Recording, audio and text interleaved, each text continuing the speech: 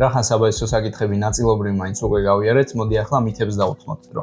მითები ძალიან ხშირია ნუტრიციოლოგიის სფეროში და მათ ნაწილს რაღაც სიმართლის მარცვალი აქვს ხოლმე, მაგრამ ძალიან ხშირად ზუსტად ეს სიმართლის მარცვალი არის, რაც ატყუებს ხალხს. ამიტომ ამ ვიდეოში განვიხილავთ პოპულარულ მითებს და ვნახავთ რა არის მათში მართალი და რა ტყუილი. პირველი პოპულარული მითი არის ცხიმის მწველი ზონა. ამ მოსაზრების მიხედვით არსებობს გარკვეული გულისცემის სიხშირე, რომელზეც ადამიანის ორგანიზმი განსაკუთრებით ეფექტურად წვავს ცხიმს. ანუ ჩვენი ვარჯიშიც შესაბამისად ამ ინტენსივობის უნდა იყოს. საინტერესო აქ ის არის, რომ ამ მოსაზრებას მთლად მითს ვერ დავარქმევ. მოსვენებულ მდგომარეობაში ადამიანის ორგანიზმი ენერგიისთვის მართლაც ცხიმს იყენებს. გარდა ამისა, დაბალი ინტენსივობის ფიზიკური აქტივობისას, როგორიცაა მაგალითად სიარული, ან თუნდაც დგომა, ჯდომა და მსგავსი აქტივობები, ადამიანის ორგანიზმი უმეტესად ამ დროს ცხიმს წვავს. მაგრამ საქმე ისაა, რომ საშუალო სიჩქარით სიარულზე უფრო მეტად ინტენსიური აქტივობები უფრო და უფრო მეტ ნახშირ წყალს მოითხოვენ ენერგიისთვის.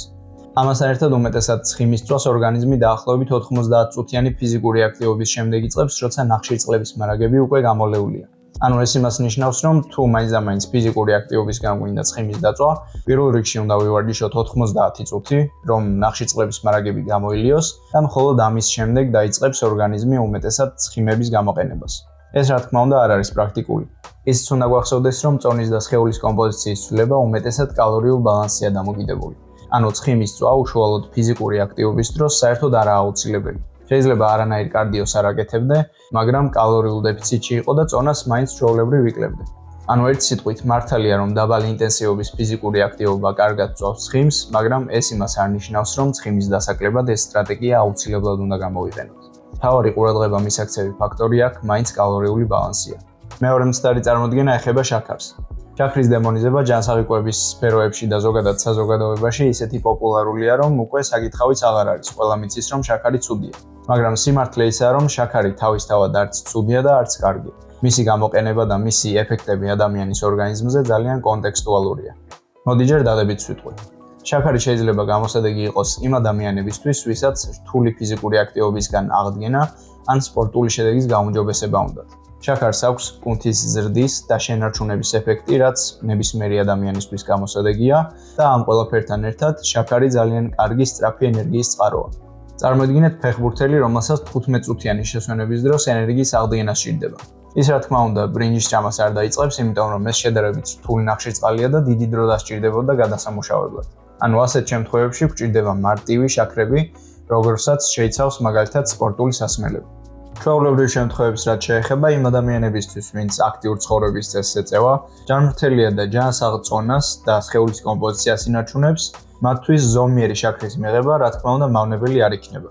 ხოლო რაც შეეხება უარყოფით იმ ადამიანებისთვის, ვინც მჯდომიარე ცხოვრების წესს ეწევა, ზედმეტი შაქრის მიღება უკვე მავნებელი ხდება. ის უნდა გავითვალისწინოთ, რომ შაქარი ძალიან გემრიელია, რაც მის ზედმეტი რაოდენობის მიღებას უფრო აადვილებს. სისტემატურად ბევრი შაქრის მიღება კი შემდეგ მეტაბოლურ დაავადებებს იწვევს, როგორც არის მაგალითად მეორე ტიპის დიაბეტი, როცა ორგანიზმი სისხლში შაქრის დონის გაკონტროლების უნარს კარგავს. ანუ გადაჭრით იმის თქმა, რომ შაქარი ცუდი ან კარგია, არასწორი იქნებოდა. შაქრის სიცუდეს და სიკარგეც დამოკიდებულია მის რაოდენობაზე, გამოყენების სიხშირეზე და იმ ადამიანის ცხოვრების წესზე, რომელიც მას იყენებს. მესამე და ხშირად არასწორად წარმოდგენილი იდეა არის დაბალნახშირწყლოვანი დიეტები. კეტო და მსგავსი დაბალნახშირწყლოვანი დიეტები მუშაობს, მაგრამ ხშირად ადამიანებს ჰგონიათ, რომ ნახშირწყლების მინიმუმამდე შემცირება ან მათი საერთოდ ამოღება აუცილებელია ცხიმის დასაკლებად. ზუსტად ეს ნაწილია მცდარი. დაბალნახშირწყლოვანი დიეტები პოპულარულია სულ 3 მიზეზის გამო. პირველი არის, რომ ნახშირწყლების შემცირება ძალიან სწრაფად ამცირებს ორგანიზმში შეკავებული წყლის რაოდენობას. რაც იმას ნიშნავს, რომ ადამიანმა, რომელმაც ეს არ იცის, შეიძლება პირველ კვირაში 3 ან 4 კილო დაიკლოს და ეს დაკლებული წონა ეგონოს, რომ არის სულ ცხიმი. მეორე მიზეზი ის არის, რომ ადამიანების დიდი ნაწილისთვის დაბალნახშირწყლოვანი დიეტა საკვების გაკონტროლების პირველი მცდელობაა. ანუ ნახშირწყლების შემცირებასთან ერთად ისინი ამცირებენ საკვების პორციებს, უფრო მეტ ყურადღებას აქცევენ როგორ საკვებს მიიღებენ და შესაბამისად ექცევიან კალორიულ დეფიციტში. და წონას იკლებენ ამ კალორიული დეფიციტის გამო, არა იმიტომ, რომ დაბალნახშირწყლოვანი დიეტები განსაკუთრებულად კარგად მუშაობენ. და მესამე მიზეზი არის ვარჯიშის დაწყება. როცა ადამიანი თავის ჯანმრთელობაზე იწყებს ზრუნვას, ის დიდი ალბათობით დიეტასთან ერთად ვარჯიშსაც დაიწყებს. და ამ ვარჯიშის გამო ემატება კუნთური მასა, უფრო ენერგიულად გრძნობს თავს და შეიძლება ზედმეტი ცხიმიც დაკარგოს. რა თქმა უნდა, ამ ყველაფერს ძალიან დიდი გავლენა აქვს მასზე. ცუდი ისაა, რომ ამ ყველაფრის ერთობლიობას ბევრი ვერ ამჩნევს და ყველა დადებით ეფექტს დაბალ ნახშირწყლოვან დიეტას აწერენ. რაც შემდეგ გადადის იმ მოსაზრებაში, რომ ნახშირწყლების ამოღება ამ შედეგების მისაღებად აუცილებელია. სინამდვილეში ასეთი დიეტები სხვებისგან თითქმის არაფრით არ გამოირჩევიან და მათი მუშაობის მექანიზმიც, ისევე როგორც ყველა დანარჩენი დიეტის, არის კალორიული ბალანსი. ანუ კეტო დიეტაც მხოლოდ მაშინ იმუშავებს, თუ შენი ორგანიზმი კალორიულ დეფიციტის მდგომარეობაშია.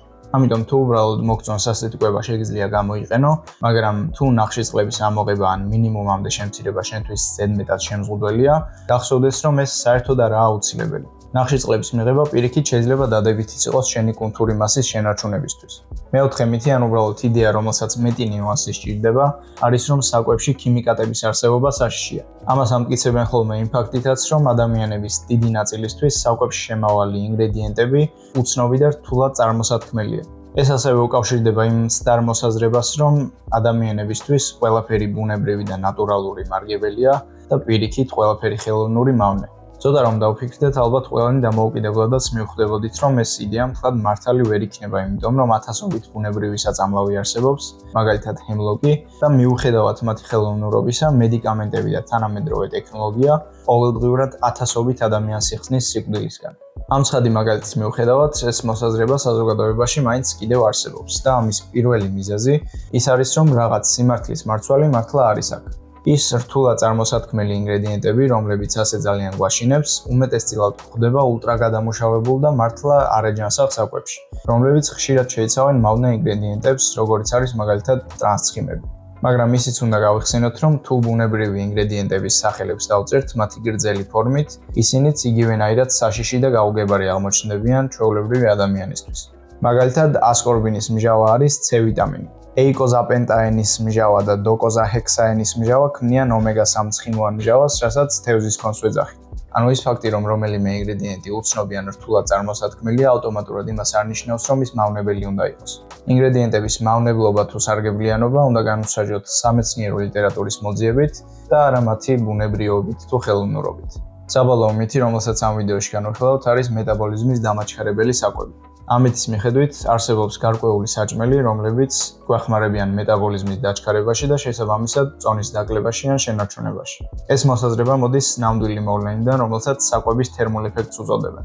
მარტივად რომ ავხსნათ, საკვების გადამუშავებას, ათვისებას და შემდეგ გამოყენებას სჭირდება ენერგია და ზოგ საკვებს იმაზე მეტი ენერგია სჭირდება გადამუშავებისთვის, ვიდრე სხვებს. მაგალითად, ცილებს ყველაზე მეტი ენერგია სჭირდება გადასამუშავებლად და ასათვისებლად, შემდეგ მოდის ნახშირწყლები და ბოლოს ცხიმები. მაგრამ საკვების თერმული ეფექტი ორგანიზმის დღიური დანახარჯის მხოლოდ 10%-ში ადგენს, რაც იმდენად პატარა ციფრია, რომ მისი გაზრდა ან შემცირება რამოდენიმე პროცენტით დიდ გავლენას არ მოახდენს. ანუ მართალია, რომ ზოგი საკვების გადამუშავება სხვებთან შედარებით მეტ ენერგიას მოითხოვს, მაგრამ საერთო ჯამში ეს იმდენად პატარა ციფრი გამოდის, რომ ამაზე ყურადღების გამახვილება არ ღირს. ამ ვიდეოსთვის სულ ეს არის. მადლობა ყურადღებისთვის, შევხვდებით შემდეგ ვიდეოში.